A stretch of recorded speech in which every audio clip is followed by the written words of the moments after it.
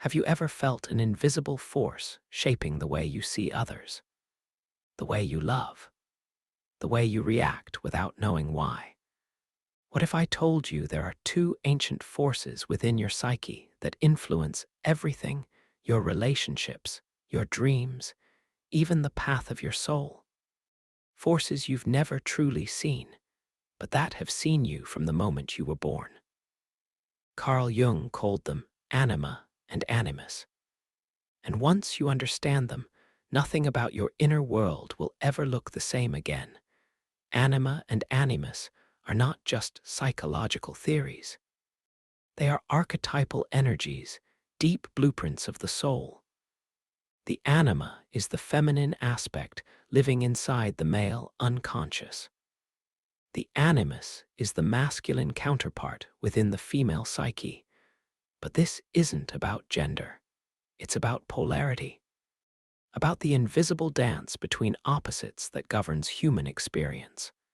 To deny them is to deny half of yourself, and most people do, unknowingly, daily.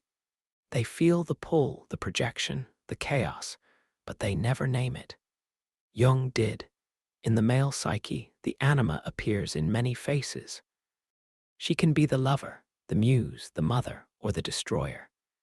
She enters his dreams as a mysterious woman, powerful and alluring, sometimes fragile, sometimes terrifying. She is the voice behind creative inspiration, but also emotional collapse. She is the soul's mirror and the heart's trap. For women, the animus wears many masks. He is the wise man, the hero, the critic, the tyrant. He appears as the voice of reason or the shadow of control.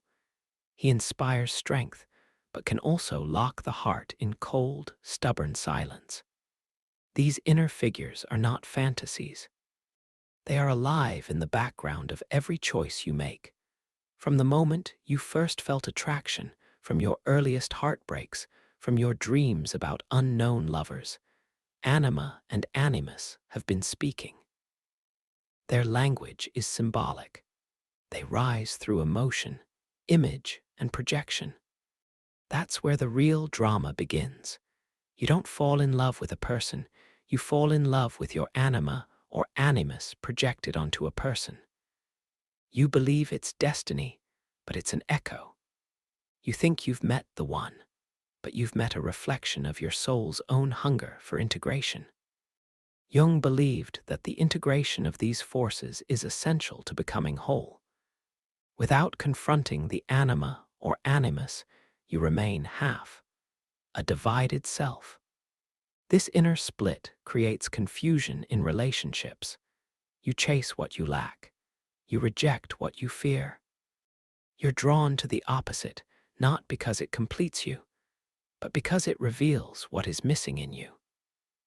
The anima for a man can make him overly emotional, unstable, or blindly romantic if she's unconscious. The animus for a woman can manifest as inner rigidity, endless judgment, or cold independence if unexamined. But when these archetypes are made conscious, they become bridges. They become guides to transformation. The anima leads a man to his soul. She teaches him to feel, to create, to listen to his inner world. The animus leads a woman to her mind's power. He strengthens her ability to speak, act, and stand in her truth. Both are needed, in everyone, because the ultimate goal of the psyche is not balance, but union. And that union is alchemical, transformational. The sacred marriage of opposites inside the self. This is not a new idea. Cultures for thousands of years have spoken in symbols of this same truth. In Taoism, it's yin and yang. In alchemy, it's Sol and Luna. In mythology, it's the hero and the goddess, the king and the sorceress. Jung simply gave language to what humanity has always known but rarely understood. These forces live within you. When denied, they take over. When honored, they awaken. Look at your relationships. How many times have you fallen for someone who turned out to be the opposite of what you imagined? How often have you felt drawn to people who mirrored a deep longing you couldn't explain? That's not accident. That's projection. The anima or animus using the face of another to call you inward, to show you what you've disowned. The image you fall in love with is never fully real, but the feeling it evokes, that's yours. That's the gold buried in shadow. This is why spiritual awakening often begins with heartbreak, with longing, with obsession. These emotions are the anima and animus stirring. When someone touches those inner archetypes, they awaken not just love, but chaos. They break the spell of the persona. The mask you wear for the world begins to crack. You feel exposed, vulnerable, and yet more alive than ever. Why? Because something in you is trying to become whole. The path to integration begins with awareness. You must begin to recognize the patterns, the recurring dreams, the emotional triggers, the idealized fantasies. Who or what are you projecting your inner opposite onto? What images dominate your imagination?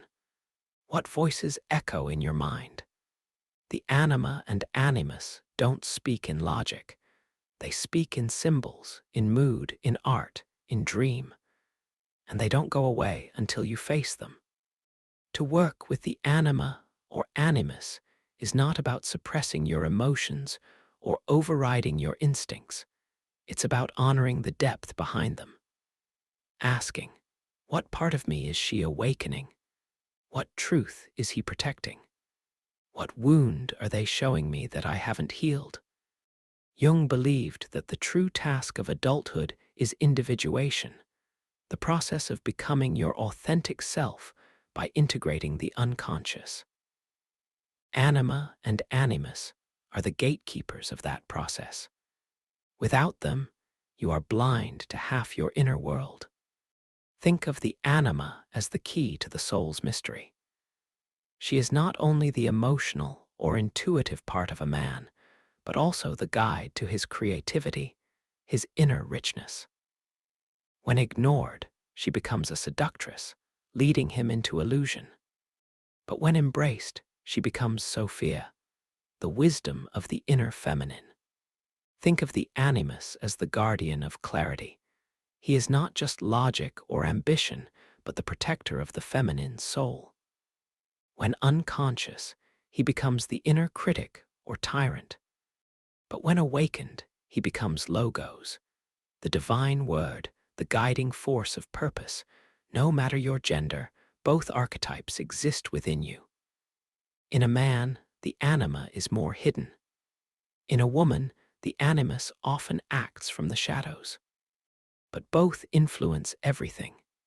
Your fears, your desires, your intuition, your logic. To deny them is to walk through life with one eye closed. When you meet someone who ignites something profound in you, pause. Don't just ask, do I love them? Ask instead, what part of me have they activated? That's the beginning of consciousness. That's the beginning of reclaiming projection and turning it into integration. Love becomes less about merging with another and more about recognizing the parts of yourself seeking return. These inner figures are not problems to solve, they are invitations to grow. They show you where you're wounded, yes, but also where your genius lies.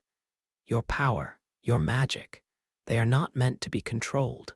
They're meant to be danced with, not feared, but listened to. Closely. The moment you begin to listen, really listen, something shifts. You start to recognize your own myth, your own inner journey. Your relationships become mirrors, not prisons. Your triggers become maps, and your longing becomes a compass. You stop chasing wholeness outside and start finding it within. The deeper you go into this work, the stranger it becomes. You begin to see how much of your life has been shaped by unconscious forces, how many choices you made not freely, but as a response to an inner hunger you didn't yet understand. You see how often you've searched for someone to complete you, not realizing you were projecting a sacred image onto an ordinary person. And you see how painful it is to wake up from that illusion, yet how freeing, because when the projection fades, something new is possible. Real love. Not idealization, not fantasy. Real love that sees the other for who they are, not as a vessel for your anima or animus, but as a fellow traveler. As someone with their own inner universe. Integration doesn't kill romance, it purifies it. It makes it richer, deeper, grounded in reality, but still touched by myth. This is why shadow work matters. Not just to heal trauma or stop repeating patterns, but to retrieve your soul. The anima and animus hold the keys to that retrieval. They guard the gates to your deepest power and your greatest wounds. When you avoid them, they act out through others. When you face them, they reveal treasure. In dreams, the anima may appear as a woman you've never met, mysterious, glowing, maybe unreachable. She may guide you through dark places or leave you lost and desperate. The animus might show up as a powerful male figure, sometimes helpful, sometimes cruel. These figures aren't just dream characters, they're messages. They're aspects of your psyche asking to be known, to be accepted, to be brought home. You may also encounter these energies in your creative process. Writers often speak of a muse, an invisible feminine presence that brings ideas, beauty, form. This is the anima in motion. Artists feel it as inspiration, as fire, as the ache of longing to create. The animus, by contrast, may show up as structure, discipline, vision, and the inner voice that pushes action. The masculine and feminine archetypes are not passive. They want expression. And if you don't listen, they'll find other ways to come through. Often through obsession, anxiety, or crisis, there is something else you should know. The anima and animus evolve. They are not static images. Jung described the anima as progressing through 4 stages, from Eve, the biological woman, to Helen, the romantic, to Mary, the spiritual figure, and finally to Sophia, wisdom itself. The animus too grows from brute force to action to the word, and then to deeper meaning. As you grow, so do they. And the more you work with them, the more refined they become, less reactive, more revelatory. Less personal, more universal. The final stage is when these figures no longer dominate you. They become integrated into your being. The anima becomes not just a source of emotion, but of intuition and soul vision. The animus becomes not just opinionated thoughts, but clarity, courage, and inner direction. You stop projecting them outward and start living with them inwardly. They become sacred companions rather than chaotic disruptors. That is the true alchemy Jung spoke of, the transformation of unconscious forces into conscious allies. But be warned, this is not easy work. To confront the anima or animus often means confronting deep emotional pain, fear of abandonment, shame, rejection, or vulnerability. It means seeing how you've misunderstood love. It means grieving illusions. And yet, in that grief, something magnificent begins to grow. Your true self begins to take shape, not the self your ego crafted to survive, but the self your soul came here to embody.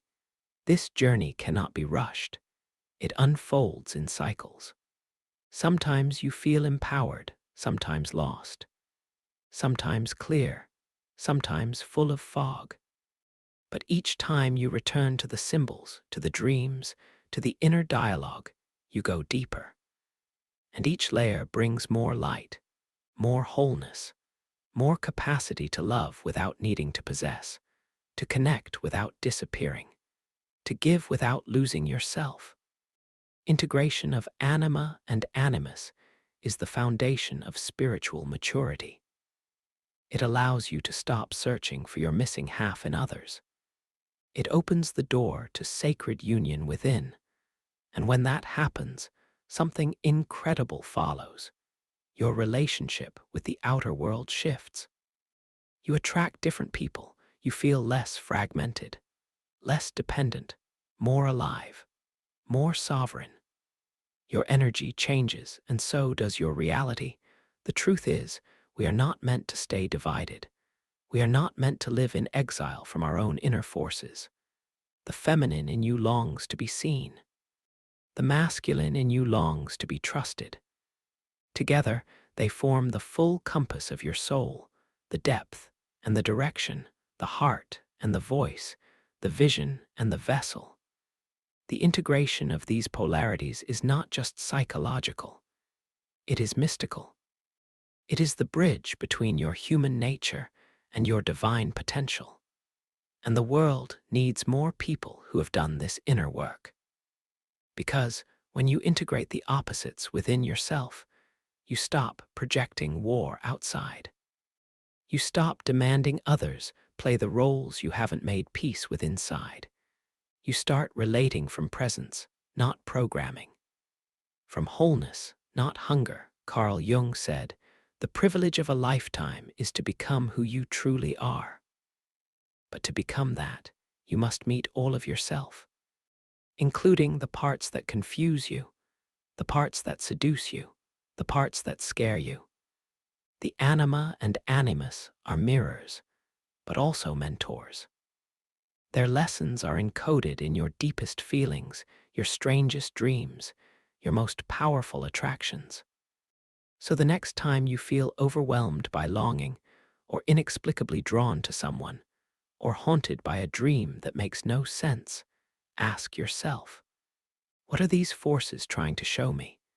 What is being activated in me that I've never fully welcomed? What side of my soul is reaching out for union? That's where the real work begins. Not outside, but within. Now tell me, have you ever felt the presence of an inner masculine or feminine force guiding you, testing you, or even haunting you? Have you seen them in dreams or felt them in moments of deep connection or crisis? Let me know in the comments. I'd love to hear what your inner world has been trying to say.